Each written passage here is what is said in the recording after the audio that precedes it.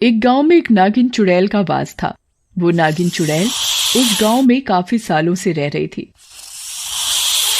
वैसे तो वो नागिन चुड़ैल थी, लेकिन वो अपनी शक्तियों से गांव वालों की खूब मदद किया करती थी, जिसके कारण गांव वाले भी उससे खुश रहते थे। एक दिन नागिन चुड़ैल के साथ गांव वाले बैठकर बातें कर रहे होते हैं। नागिन जी, जब से आप इस गांव में आई हो, गांव वालों की तो जैसे लॉटरी लग गई है। आप हम लोगों की हर तरह से मदद कर देती हो। क्या भैया, आप भी ना। आप लोगों ने भी तो मेरी जान बचाई थी एक दुष्ट तांत्रिक से। आप लोगों का तो मुझ पर एहसान है। फिर उसके बाद गांव वाले वहां से चले जाते हैं। एक दिन एक छोटा बच्चा नदी में नहाने जाता है, लेकिन पानी ज्यादा होने की वजह से डूबने लगता है। बचाओ बचाओ, कोई बचाओ, मैं डूब रहा हूँ। बच्चे की चीख पुकार की आवाजें सुनकर वहां पर गांव वाले जमा हो जाते हैं और चिल्लाने लगते हैं। तब तक उस बच्चे की माँ भी वहां आ जाती है और अपने बच्चे को डूबते देख रोने लग जाती है। अरे कोई बचाओ मेरे लाल को, वो नदी में डूब जाएगा, बचा लो उसे, वो मेरी इकलौती औलाद है। बड़ी मुश्किल और मन्नतों के बाद मिला है वो मुझे, बचा लो कोई। तभी एक गांव वाला बोलता है, अरे भाभी जी, ऐसे रोने से कुछ नहीं होगा। इसे तो सिर्फ नागिन चुड़ैल ही बचा सकती है। रुको, हम उसे बुला कर लाते हैं। अरे बहन, तुम डरो मत, जब तक मैं हूँ तुम्हारे बच्चे को कुछ नहीं हो सकता। ऐसा कहकर नागिन चुड़ैल नदी में चली जाती है और बच्चे को बचाकर ले आती है। अपने बच्चे को देखकर माँ बहुत खुश हो जाती है। अरे नागिन चुड़ैल, तुम तो देवी हो देवी, तुमने मेरे बच्चे की जान बचा ली। मैं तुम्हारा ये उपकार पूरी जिंदगी नहीं भूलूंगी। तुम मुझे देवी मत बनाओ, जाओ और अपने बच्चे का ध्यान रखा करो, क्योंकि इस नदी में मगरमच्छ भी बहुत हैं। उसके बाद गांव वाले और नागिन चुड़ैल वहां से चले जाते हैं, लेकिन नागिन चुड़ैल को ये सब करते हुए एक दूसरी चुड़ैल देख लेती है। क्या सुंदर गांव है, यहीं रुक जाती हूँ और यहाँ खाने को भी बहुत सारे आदमी हैं।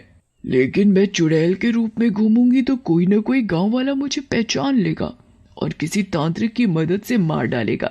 तभी चुड़ैल की नजर एक मगरमच्छ पर पड़ती है और वो सोचती है, क्यों ना इस मगरमच्छ के अंदर चली जाऊं, लोगों को मारकर खाना भी आसान हो जाएगा। मारूंगी मैं, लेकिन नाम नागिन चुड़ैल का होगा। मजा आ जाएगा। ऐसा कहकर चुड़ैल मगरमच्छ के अंदर प्रवेश कर जाती है। मगरमच्छ का मुंह चुड़ैल का और शरीर मगरमच्छ जैसा हो जाता है और वो वापस पानी में चला जाता है। अगले दिन एक शराबी नदी के किनारे बैठा हुआ शराब पी रहा होता है। जिंदगी का मजा तो इस सोम रस में है, वो भी नदी के किनारे बैठकर ठंडी ठंडी हवा में बैठकर। मजा आ गया। तभी उसे चुड़ैल मगरमच्छ दिखाई देता है। अरे ये क्या बला है भैया? लगता है मगरमच्छ को भी स्मार्ट दिखना है। इंसानों की शक्ल लगाकर घूम रहा है, बोलो है? तभी मगरमच्छ चुड़ैल शराबी को पकड़ लेती है और मारकर खा जाती है। मजा आ गया, सचमुच इस गांव में खाने के लिए बहुत आदमी है। इसके बाद मगरमच्छ चुड़ैल आए दिन लोगों को नदी किनारे पकड़ती और मारकर खा जाती।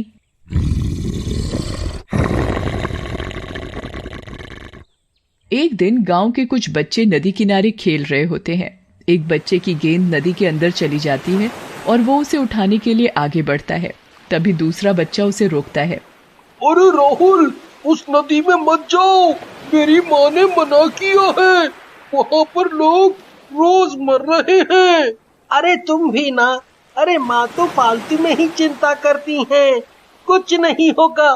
देखो मैं अभी बॉल निकाल कर लाता हूँ। ऐसा कहकर राहुल नदी में चला जाता है, लेकिन जैसे ही राहुल नदी में पैर रखता है मगरमच्छ चुड़ैल पानी में से निकलता है और राहुल को पकड़ लेता है।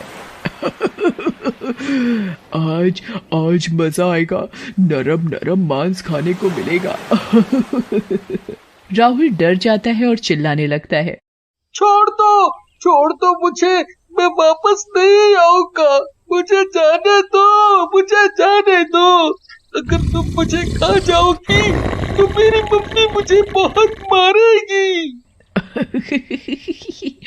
तू तो बहुत मासूम है, मेरा मन तो नहीं कर रहा तुझे मारने का, लेकिन मैं अपनी भूख के आगे मजबूर हूँ।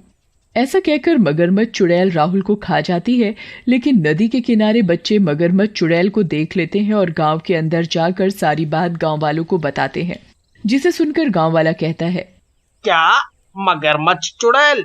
नहीं बच्चों, तुमने जरूर कुछ और देखा होगा। नहीं चचा, हमने वही देखा जो आपको बता रहे हैं। हमने सच में मगरमच्छ चुड़ैल ही देखी थी। तभी एक गांव वाला पुन्नू वहां आता है, जो कि नागिन चुड़ैल से जलता था। अरे ये कोई मगरमच्छ चुड़ैल नहीं है भैया, हम कहा तू ये नागिन चुड़ैल है जो रूप बदलकर अपनी असलियत दिखा रही है। तभी सरपंच जी वहां पर आ जाते हैं। अरे पुन्नू, ये बिना सर पैर की बातें मत किया करो, भला नागिन चुड़ैल ये क्यों करेगी? तुम तो जब से वो इस गांव में रहने लगी है उससे जलते हो। सरपंच जी, क्या बात करत हो? भला हम काहे जलेंगे उससे?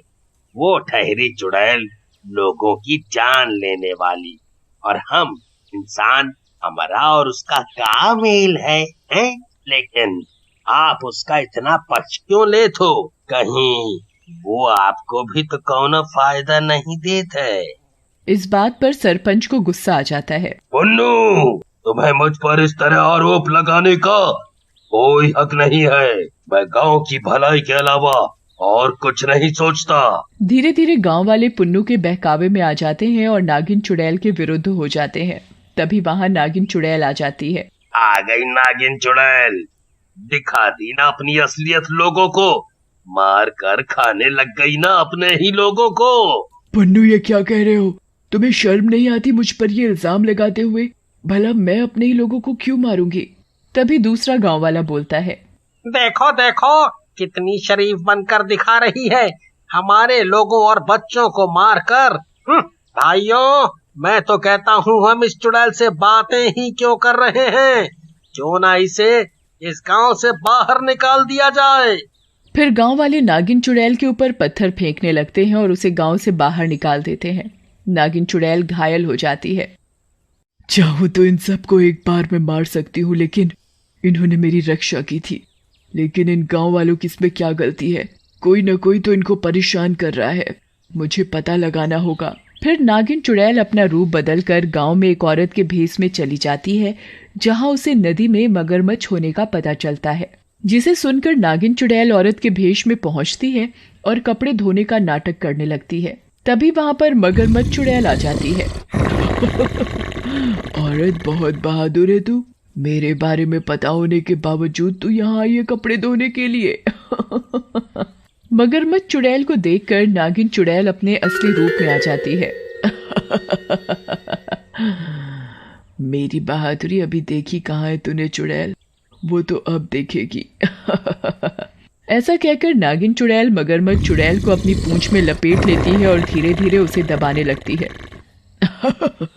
अब देखी मेरी बहादुरी, जल्दी से बता तू यहाँ कैसे आई है और क्यों मार रही है लोगों को, नहीं तो अपनी पूंछ में दबाकर तेरा कचूमर निकाल दूंगी। मगरमच्छ चुड़ैल का दम घुटने लगता है और वो नागिन चुड़ैल से बोलती है, मुझे छोड़ दो नागिन चुड़ैल, मैं बताती हूँ, सब कुछ बताती हूँ। अपनी पकड़ ढीली करो, नहीं तो मेरा दम निकल जाएगा। फिर नागिन चुड़ैल अपनी पकड़ ढीली कर देती है और मगरमच्छ चुड़ैल सारी बात बताने लगती है। मैं तो काले पहाड़ पर रह रही थी। इसी गांव के पुन्नू ने एक तांत्रिक की मदद से मुझे जिंदा किया और इस गांव में ले आया और मुझसे कहा कि मैं सब लोगों को खा जाऊं ताकि वो उनकी जमीनों पर कब्जा कर सके। अब तुझे यहाँ से जाना होगा, लेकिन उससे पहले ये बातें गांव वालों को बतानी होगी। तब तक सरपंच और गांव वाले वहां आ जाते हैं। तुम्हें कुछ कहने की जरूरत नहीं है बेटी, मैंने सब सुन लिया है और इन गांव वालों ने भी। ये रहा हमारे बच्चों का हत्यारा, मार डालो इसे। रुक जाओ भाइयों, इस दुष्ट के खून से अपने हाथ क्यों रंग रहे हो? इसका इलाज है मेरे पास। फिर नागिन चुड़ैल मगरमच्छ चुड़ैल को इशारा करती है। मगरमच्छ चुड़ैल पुन्नू को पानी में खींच कर ले जाती है और खा जाती है। अरे छोड़ दे चुड़ैल, अरे बच्चे की जान लेगी क्या?